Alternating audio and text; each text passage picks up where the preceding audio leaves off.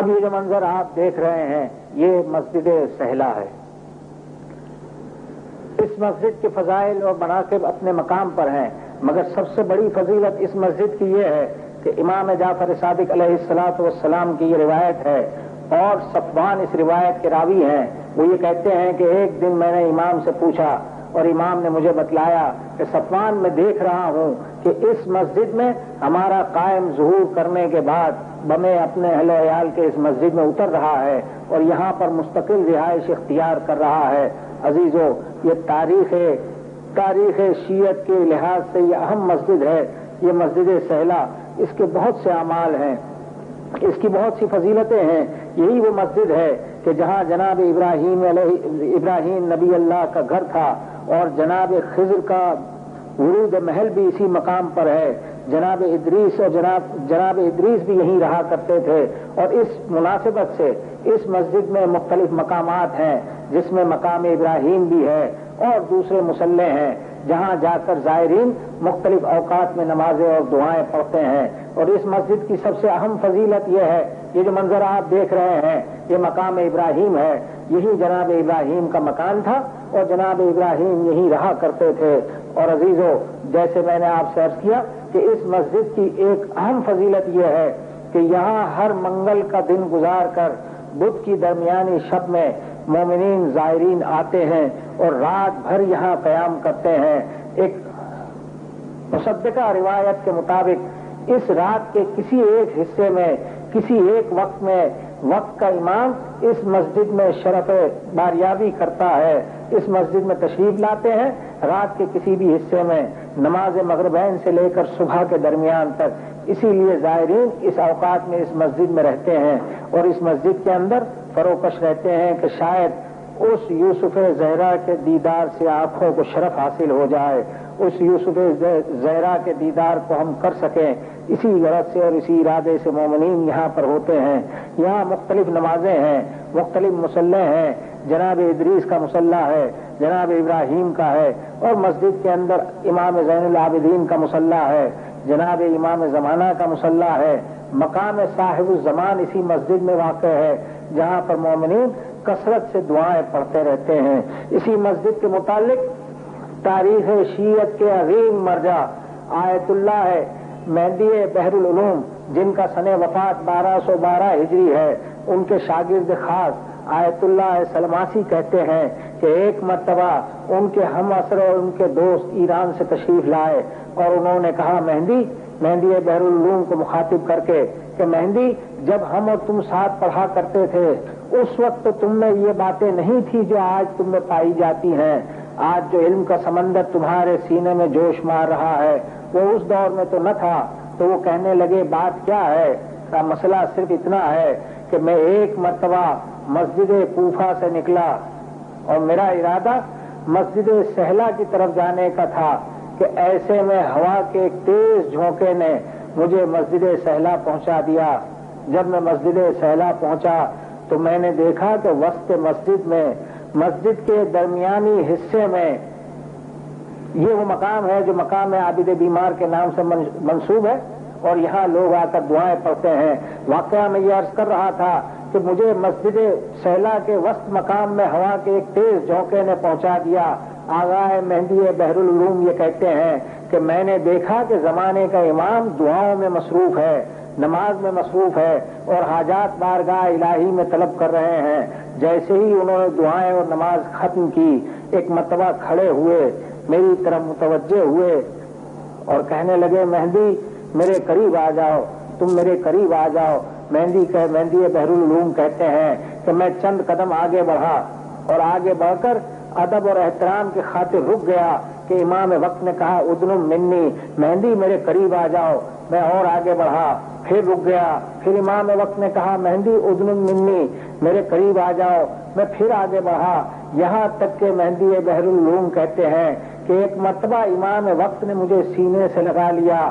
بس انہوں نے مجھے جو سینے سے لگا لیا تو ایسا معلوم ہوا کہ علم کا سمندر میرے سینے میں جوش مار رہا ہے. میرا سینہ علم الہی سے بھر گیا اور بس اس وقت سے یہ حالت ہے. عزیزو، تاریخ شیعت کا یہ شخصیت، تاریخ شیعت کی یہ عالم ان کا یہ مقام ہے کہ جب انہوں نے خواہش کی امام وقت نے ان کو شرف ملاقات دی ہے، ورنہ دیگر علماء کے لیے یہ ہے کہ جب امام نے چاہا تو امام نے ملاقات کی ہے، یہ ان کی خواہش پہ ملاقات ہوتی تھی۔ یہی وہ مقام امام زمان ہے جو اس مسجد کا مرکزی حصہ ہے، اور یہاں پر دعائیں مستجاب ہوتی ہیں، لوگ حاجتیں بارگاہ الہی میں پیش کرتے ہیں۔ یہ مسجد سہلا کی مختصر تاریخ تھی جو میں نے آپ کے سامنے بیان کی، اور مسجد سہلا ہماری تاریخ شیعت کا وہ مقام ہے کہ جہاں آج بھی ہم دعائیں پڑھتے ہیں، اور آئندہ بھی ہمارے زمانے کا امام اسی مسجد میں اپنے اہل و عیال کے ساتھ فروکش ہوگا۔ جیسے کہ میں نے آپ کو ابتدا میں بتلایا کہ جو صادق آل محمد کی روایت ہے کہ ہمارا قائد اس مسجد میں اپنے اہل و عیال کے ساتھ فروکش ہوگا، یہ وہ مقام ہے جہاں پر عام طور پر لوگوں نے امام زمانہ کو مختلف اوقات میں بارگاہ الہی میں دعائیں مانگتے ہوئے اور بارگاہ الہی میں مناجات کرتے ہوئے دیکھا ہے۔ آج یہ مقام زیارت گاہ مومنین بنا ہوا ہے، زیارت گاہ مومنین بنا ہوا ہے۔ اور عزیزو، علامہ رشید ترابی مرحوم کا ایک فقرہ مجھے یاد آیا، ایک شعر یاد آیا جو یہ کہا کرتے تھے۔ ایک شعر تھا جو نزا کے متعلق تھا، کہتے تھے نزا کی ہچکی میں پوشیدہ کوئی راز ہے، آنے والے جلد آ، یہ آخری آواز ہے۔ یہ مسجد سہلا، یہ اس کی تاریخ، یہ اس کے مناظر جو آپ نے دیکھے ہیں۔ عزیزو، پروردگار عالم مجھے اور آپ کو اس وقت بھی، آئندہ بھی، اور اس کے بعد اس وقت بھی کہ جب زمانے کا امام آ جائے اس وقت بھی اس شہر کی اور اس مسجد کی زیارت کے شرف سے مشرف کرائے۔ یہی وہ مسجد کا یہ منظر ختم ہوا۔ اب جو منظر آپ کے سامنے آ رہا ہے یہ مسجد ساسا بن سوہان ہے، یہ مسجد ساسا بن سوہان ہے۔ یہ وہ شخصیت ہے کہ جس نے 21 رمضان کی رات کو جناب علی مرتضیٰ کو دفن کرنے کے لیے جو احباب گئے تھے، جناب سرکار حسن مجتبیٰ، سرکار سید الشہداء اور دیگر اصحاب، اس میں ساسا بن سوہان بھی شامل تھے کہ اسی شخصیت نے سب سے پہلے قبر جناب علی مرتضیٰ پر کھڑے ہو کر علی کے سوگ میں مجلس پڑھی ہے۔ اور انہوں نے جب علی کو دفن کر دیا تو ایک خاک مشت اٹھا کر اپنے سر پہ ڈال کے کہا تھا، یا علی، میرے ماں باپ آپ پر قربان ہو کہ آپ اب اس دنیا میں نہ رہے۔ پہلا ذاکر تھا علی کی مجلس پڑھنے والا۔ یہ مسجد حنانہ ہے۔ اس مسجد کے لیے یہ روایت ہے کہ جب علی کا جنازہ گزرا ہے تو اس مسجد کے میناروں نے جھک کر علی کے جنازے کو سلام کیا ہے۔ یہی وہ مسجد ہے جہاں پر حسین ابن علی کا کٹا ہوا سر رکھا گیا تھا، جو آج یہ مسجد زائرین اور مومنین کے لیے زیارت گاہ بنی ہوئی ہے۔ یہیں آ کر مومنین اپنی حاجتیں بارگاہ الہی میں پیش کرتے ہیں اور یہیں پر ان کی حاجتیں پوری ہوتی ہیں۔ یہ وہ سارے مقامات ہیں جن کا ہمارا روحانی اور ایمانی رشتہ ہے، اور یہ انشاءاللہ ہمیشہ باقی رہے گا۔ لوگوں کے حسین کا سر کاٹنے والوں کا نام و نشان نہیں ہے، مگر حسین کا سر جہاں رکھا گیا تھا وہ جگہ بھی آج زیارت گاہ عام بنی ہوئی ہے۔ زینب کے پردے کے محافظ آج دنیا میں نہ رہے، مگر ان کے نام لینے والے آج بھی ان کی قبروں پہ جا رہے ہیں۔ آل محمد پر مظالم کرنے والوں کی قبروں کے نشان نہیں ہے، اور آل محمد کے دوستوں کی ذریعوں پر ان کی قبروں پر جانے والوں کا تاتا بندھا ہوا ہے۔ آج بھی ہر خاص و عام ان مقامات پر جاتا ہے اور ان مقامات سے اپنی حاجتوں کو لے کر آتا ہے۔ یہ آل محمد کا معجزہ ہے، یہ آل محمد کا کرامت ہے، یہ آل محمد کی زندگی کا ثبوت ہے۔ عزیزو، یہ وہ مقامات ہے جہاں سے ہمارا ایمانی اور روحانی رشتہ ہے، اور یہ انشاءاللہ ہمیشہ برقرار رہے گا۔ میں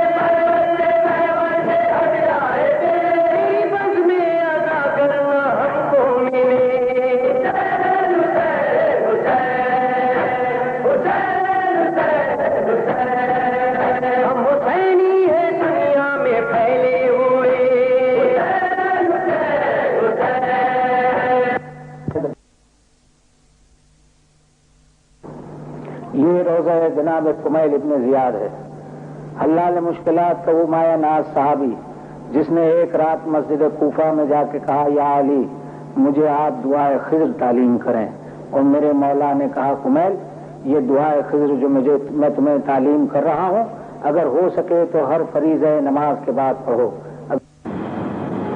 نہ ہو سکے تو دن میں ایک مرتبہ پڑھ لو۔ کمیل اگر یہ بھی ممکن نہ ہو تو پھر اس دعا کو ہفتے میں ایک مرتبہ پڑھو، یہ بھی اگر اختیار میں نہ ہو تو کم سے کم مہینے میں ایک مرتبہ پڑھو۔ کمیل اگر یہ بھی نہ ہو سکے تو نیمہ شعبان میں اس دعا کو ضرور پڑھو، اور اگر کمیل یہ بھی نہ ہو سکے تو زندگی میں ایک مرتبہ اس دعا کو ضرور پڑھنا، تاکہ اس دعا کی برکت سے پروردگار عالم تمہارے گناہوں کو بخش دے، تمہارے رزق میں اضافہ ہو، تمہاری عاقبت بخیر ہو اور تمہاری زندگی اطمینان اور آسائش کے ساتھ گزرے۔ یہ وہ دعا ہے جو آج ہمارے ہاتھوں میں دعائے کمیل کے نام سے منسوب ہے۔ یہ بھی آل محمد کی عطا ہے کہ جسے جو دیا وہ اسی کے نام سے منسوب ہو کر رہ گیا۔ عابد بیمار نے ابو حمزہ سمالی کو ایک دعا تعلیم کی تو دعائے ابو حمزہ سمالی ہو گئی۔ کمیل ابن زیاد کو دعائے خضر تعلیم کی تو یہ دعائے کمیل کے نام سے منسوب ہو گئی، جس کے ابتدائی فکروں میں یہی فکرے پائے جاتے ہیں کہ پالنے والے یہ تیری رحمتیں ہیں، یہ تیری برکتیں ہیں، تیرا نام وسیع ہے، تیری رحمت ہر شے کو احاطہ کیے ہوئے ہے، ان ساری تیری رحمتوں کا واسطہ دے کر میں تجھ سے سوال کرتا ہوں میرے معبود اللہم اغفر للذنوب التی تحت کل اسم، پروردگار میرے ان گناہوں کو بخش دے جس کی وجہ سے مجھ پر بلائیں نازل ہوتی ہیں، جس کی وجہ سے میری دعائیں قبول نہیں ہوتی، جن گناہوں کی وجہ سے میری روزی تنگ ہو جاتی ہے، جن گناہوں کی وجہ سے میں پریشانی کا شکار رہتا ہوں۔ میرے مولا نے ابتدا میں یہ فکرے کہہ کر بتلایا ہے کہ انسان پر آنے والی آفتیں اور بلائیں اور مصیبتیں خود اس کے اپنے کردہ گناہوں کا نتیجہ ہوتی ہیں۔ اگر وہ گناہ معاف ہو جائیں تو اس کی پریشانیاں اور اس کی مصیبتیں بہت حد تک کم ہو جاتی ہے، الا ما سوا کے پروردگار عالم اس کا کوئی امتحان لینا چاہ رہا ہو۔ اسی دعا کے اندر ایک مقام پر میرا مولا یہ فرماتا ہوا سنائی دیتا ہے بارگاہ الہی میں التجا کرتے ہوئے کہ پالنے والے صبر تو علی عذاب کا فکیف اصبر علی فراقک، پالنے والے میں تیرے عذاب پر تو صبر کر سکتا ہوں، تیری جدائی پر صبر نہیں کر سکتا۔ اپنی بندگی کا، اپنے بندے ہونے کا اعتراف کرتے ہوئے، اس کی ربوبیت کا اقرار کرتے ہوئے، ایک ایک فقرہ اس دعا کا، ایک ایک لفظ اس دعا کا بارگاہ الہی میں التجا ہے، عاجزی ہے، انکساری ہے، اور بندے کی طرف سے پروردگار عالم کی بارگاہ کے اندر یہ التجا ہے کہ معبود میرے گناہوں کو بخش دے، معبود میرے گناہوں کو بخش دے۔ اور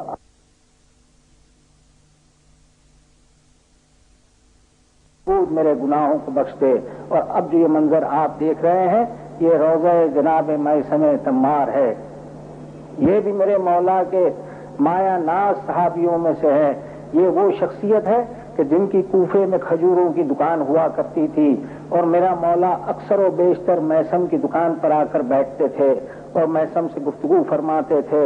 ایک مرتبہ میثم کے ہاتھ کو تھاما اور کوفہ شہر کے باہر لے گئے اور ایک درخت دکھلا کے کہا میثم، اس کوفے کے ایک محلے میں لے گئے اور ایک درخت دکھلا کے کہا کہ میثم یہ درخت دیکھ لو اور اس درخت کو سمجھ لو اور پہچان لو، میثم تمہیں اسی درخت پر پھانسی دی جائے گی، اسی درخت پر اسی دار پر تمہیں کھینچا جائے گا۔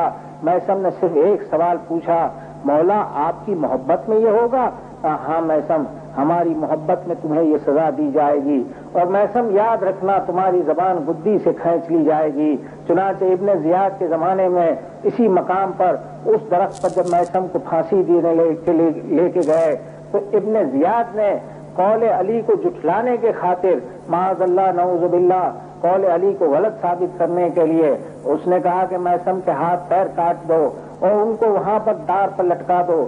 جب میثم کو اس درخت پر لٹکا دیا گیا تو میثم نے آواز دی، اے محلے والو، اے کوفے والو، اے لوگو آؤ میں تمہیں علی کے فضائل سناؤں۔ مجمع جمع ہو گیا، میثم اس دار پہ لٹکے ہوئے مولا کی فضیلت بیان کر رہے ہیں، علی کے فضائل سنا رہے ہیں، علی کے فضائل کی حدیثیں سنا رہے ہیں، لوگ جمع ہو رہے ہیں۔ کسی نے ابن زیاد سے کہا، ابن زیاد غضب ہو گیا، اگر میثم اسی طرح سناتے رہے تو لوگ تیرے مخالف ہو جائیں گے. کہا جاؤ میثم کی زبان گدی سے کھینچ لو, جاؤ میثم کی زبان گدی سے کھینچ لو. جب قاتل وہاں پر پہنچا ہے اور حاکم کا حکم سنایا ہے تو میثم نے اس وقت یہ فکرہ کہا تھا کہ جا کر اپنے حاکم سے کہو کہ میں نے جو فکرہ کہا تھا وہ میرے مولا کا تھا اور میرے مولا کا قول صحیح ثابت ہو کے رہا ہے. یہ کہہ کر میثم نے اپنی جان دے دی. عزیزو, جناب میثم اور جناب قمیل ابن زیاد یہ وہ دو عظیم صحابی ہیں جناب علی مرتضیٰ کے کہ اکثر میرا مولا ان دونوں کو یا ان دونوں میں سے کسی ایک کو شہر کوفہ سے باہر لے جاتا اور علی اپنے علم کے خزانے کو ان کے سامنے کھولتے اور وہ فکرے جو آج ہمارے پاس علامات ظہور میں جناب علی مرتضیٰ کے ذریعے سے جناب علی مرتضیٰ کے ارشادات پہنچے ہیں یہ انہی دونوں صحابیوں کے ذریعے سے پہنچے ہیں. اسی میں وہ مشہور فکرہ ہے کہ علی مرتضیٰ ایک رات کو اپنے کسی ایک صحابی کو مسجد شہر کوفہ سے باہر لے گئے اور اسے بتلایا کہ تم یہاں پہ دفن ہو گئے اور اس کے بعد بتلایا کہ یہاں بڑی بڑی اونچی عمارتیں تعمیر ہوں گی اور اس میں رہنے والے لوگ ایک زمانہ وہ آئے گا کہ اپنے گھر میں کچھ شیشے رکھیں گے, اس شیشوں میں سے ساری دنیا کا نظارہ کریں گے اور ان عمارتوں کے سروں پر ایک اعلیٰ نصب ہوگا اور فکرہ حدیث کا یہی ہے یقالو اینٹینا اور اسے اینٹینا کہا جائے گا. آج سے صدیوں پہلے میرے مولا نے یہ فکرہ کہا تھا جو آج اس دنیا کے اندر ثابت ہو رہا ہے. عزیزو, انہی ذوات مقدسہ کے ذریعے سے ہمارے پاس جناب علی مرتضیٰ کے مختلف اوقات پہنچے ہیں, اقوال پہنچے ہیں. یہ وادی السلام کا وہ قبرستان ہے جو نجف اشرف میں واقع ہے. اس کے لیے یہ مشہور ہے کہ جو شخص اس دنیا سے چلا جاتا ہے اگر وہ صاحب بہشت ہے, وہ صاحب مغفرت ہے تو اس کی روح کو یہاں پر منتقل کیا جاتا ہے اور تا قیام قیامت یا حکم الہی کے وقت تک اس کی روح کو یہاں رکھا جاتا ہے. اور وہ لوگ جو طیب و طاہر اس دنیا سے اٹھتے ہیں اور آل محمد کی محبت میں دم دیتے ہیں, ایک روایت کے مطابق ان کے جسد کو اس مقام پر منتقل کیا جاتا ہے اور وہ نااہل جو یہاں کے لائق نہیں تھے مگر وقت کے طور پر یہاں دفن ہو گئے ان کی میتیں یہاں سے بطور اعجاز ہٹا دی جاتی ہیں. اور یہ وہ عظیم قبرستان ہے جس کے اندر کئی انبیاء اور کئی علماء اور کئی نامور شخصیتیں دفن ہیں جو وقتاً فوقتاً اس علاقے میں آتے رہے ہیں. یہی وہ مقام ہے جہاں پر اللہ کے دو نبی جناب ہود اور جناب صالح دفن ہیں. جناب صالح کے متعلق آپ کو معلوم ہے اور جناب ہود کے متعلق آپ کو معلوم ہے کہ جناب ہود اور جناب لوط ان دونوں کی بیویوں کے لیے یہ کہا گیا ہے قرآن میں کہ انہوں نے ہمارے اپنے محترم اور پاک بندوں کو زحمتوں میں مبتلا کیا ہے. کلام مجید میں صریحاً آیت موجود ہے. اور جناب صالح یہ وہ نبی ہیں کہ جن کو پروردگار عالم نے ایک اونٹنی عطا کی تھی جو معجزہ قرار پائی تھی کہ اس اونٹنی کے کاٹنے والے پر اس کے پاؤں کاٹنے والے پر 3 دن میں عذاب نازل ہوا تھا. اور اسی کی مثال حسین ابن علی نے کربلا میں اس وقت دی تھی جب علی اصغر کو اپنے ہاتھوں کے تیر کھاتے ہوئے دیکھا تھا تو میرے مولا نے یہ فکرہ کہا تھا کہ میرا بچہ ناقہ صالح سے کم نہیں ہے. اور اسی فکرے کو امام علی نقی نے اس وقت استعمال کیا تھا جب متوکل کے تخت کے آگے میرا مولا دوڑتا رہا تو شام کو میرے مولا نے یہی کہا تھا کہ میرا مقام بارگاہ الہی میں ناقہ صالح سے کم نہیں ہے. یہ وہ مقامات ہیں جو وادی السلام میں ہے. یہاں امام جعفر صادق اور مقام حضرت حجت یہاں پر موجود ہے. یہاں پر زائرین جاتے ہیں اور مختلف دعائیں اور نمازیں پڑھتے ہیں اور اپنی حاجتیں بارگاہ الہی کے اندر ان ذوات مقدسہ کے صدقے سے طلب کرتے ہیں. کہا جاتا ہے کہ یہ مقام صاحب زمان وہ ہے جہاں لوگوں نے امام زمانہ کو نماز پڑھتے ہوئے اور بارگاہ الہی کے اندر مناجات کرتے ہوئے دیکھا ہے. چنانچہ اسی مقام پر بیٹھ کر لوگ دعائیں مانگتے ہیں. یہی وہ مقام ہے جہاں پر صادق آل محمد نے بھی اکثر و بیشتر جب اس علاقے میں تشریف لائے ہیں تو وہاں پر تشریف فرما ہو کر مختلف دعائیں لوگوں کو تعلیم کی ہے, زیارتیں بتلائی ہیں اور مختلف مقامات کی نشاندہی کی ہے جن مقامات کو آج مومنین نے محفوظ رکھا ہے اور ان مقامات کی زیارت کے لیے زائرین جاتے ہیں. یہاں پر مانگی ہوئی دعائیں اور یہاں پر مانگی ہوئی حاجتیں بارگاہ الہی میں ان شخصیتوں کے توسل سے ہمیشہ مستجاب ہوتی ہیں اور پوری ہوتی ہیں. یہ وہ مقامات ہیں. عزیزان گرامی، وادی السلام وہ عظیم قبرستان ہے جہاں پر دفن ہونے کی خواہش ہر انسان کا ایک دل کی خواہش ہوتی ہے کہ میری قبر یہاں پر بن جائے. یہ جو تصویر آپ دیکھ رہے ہیں اس وقت، یہ تو نہیں کہتا مگر یہ بھی ایک عکس بنایا گیا ہے. لوگ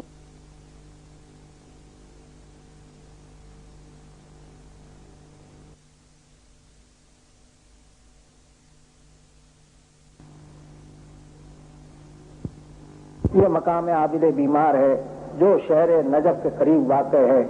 اس مقام کے لیے کوئی خاص روایتیں نہیں ملتی مگر قرین قیاس لوگوں نے یہی بتلایا ہے کہ جب یہ لٹا ہوا قافلہ نکلا تھا تو اسی مقام پر اس قافلے کو جہاں ٹھہرایا گیا تھا یہی عابد بیمار نے چند نمازیں اور دعائیں پڑھی تھی.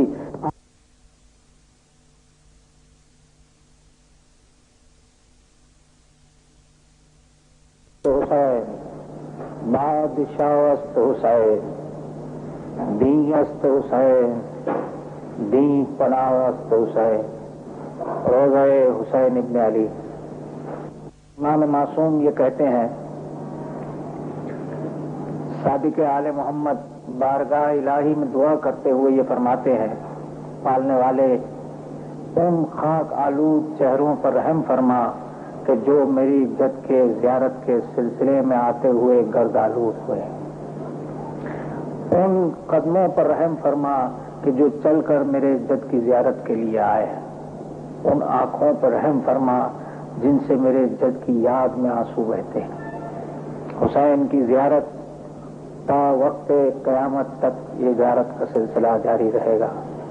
انسان آئے یا نہ آئے، روزانہ پروردگار عالم کے ہاں سے ہزار ملک حسین ابن علی کی زیارت کو السلام علیک یا ابا عبداللہ کہتے ہوئے آتے ہیں اور اس ذریعے اقدس کا طواف کرتے ہیں جس میں جگر گوشہ بطول کی قبر ہے. حسین ابن علی کے پہلو میں ایک جانب حسین کا 18 سال کا بیٹا علی اکبر دفن ہے، جس کے لیے حسین نے یہ کہا تھا کہ پالنے والے اپنے اس لال کو بھیج رہا ہوں جو صورت میں، سیرت میں، رفتار میں، گفتار میں تیرے نبی کی مانند ہے. اور جب علی اکبر ذرا تیز چلنے لگے تو کہنے لگے تھے، میرے لال ذرا آہستہ چلو، بوڑھا باپ تمہارے ساتھ ساتھ ہے. اور عزیزو، یہ وہ ذریعہ ہے جہاں پر وہ شخصیتیں دفن ہیں جن کے لیے حسین ابن علی نے کہا کہ جیسے اصحاب مجھے ملے، نہ میرے بابا کو ملے، نہ میرے نانا کو ملے، نہ میرے بھائی کو ملے.